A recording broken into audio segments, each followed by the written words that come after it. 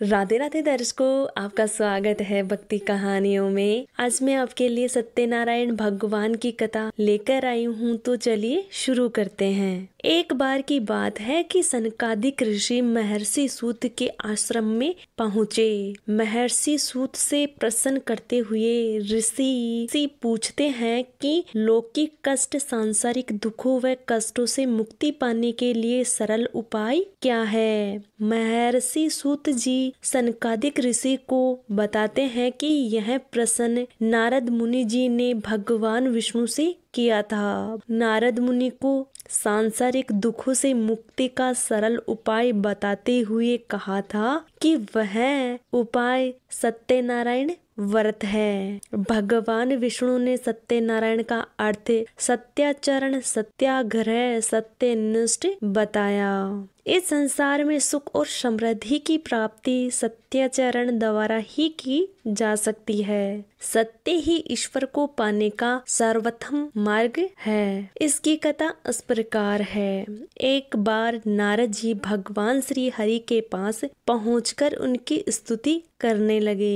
यह देखकर भगवान श्री हरि नारायण से बोले, हे भक्त, आप किस प्रयोजन से यहाँ आए हो तथा आपके मन में क्या विचार चल रहा है, आप मुझे बताइए। नारद मुनि बोले, प्रभु, मृत्युलोक में अपने अपने कर्मों द्वारा विभिन्न योनियों में जन्म वाले सभी जीव जंतु, इंसान सभी किसी न किसी प्रकार के दुख व शारीरिक मानसिक पीड़ा से ग्रसित है। हे भगवान, इन सभी कष्टों व दुखों से मुक्ति पाने का कोई सरल उपाय बताइए, मैं सुनना चाहता हूँ। श्री हरि भगवान विष्णु ने कहा, हे वत्स, संसार के भले के लिए आपने बहुत ही अच्छा प्रश्न किया है, इसीलिए मैं आपको इसका उपाय जरूर बताऊंगा। इस व्रत को करने से व्यक्ति मोह माया से भी मुक्त हो सकता है। भगवान सत्यनारायण का व्रत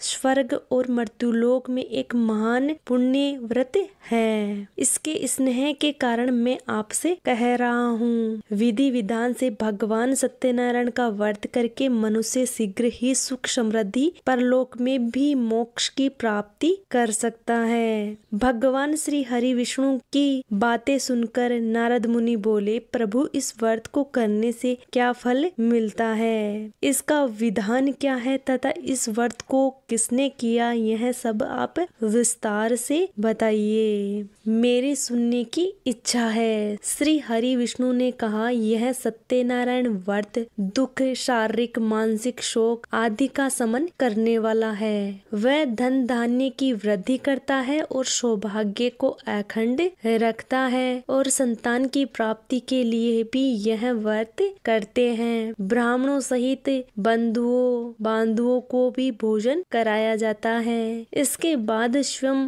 भोजन करते हैं। भजन कीर्तन के साथ साथ भगवान सत्यनारायण के मंत्रों का जाप भी करे। इस तरह से सत्यनारायण भगवान का व्रत करने से मनुष्य की सारी इच्छाएं निश्चित रूप से पूरी होती है। इस कलयुग के मृत्युलोक में मोक्ष का यही सरल उपाय है।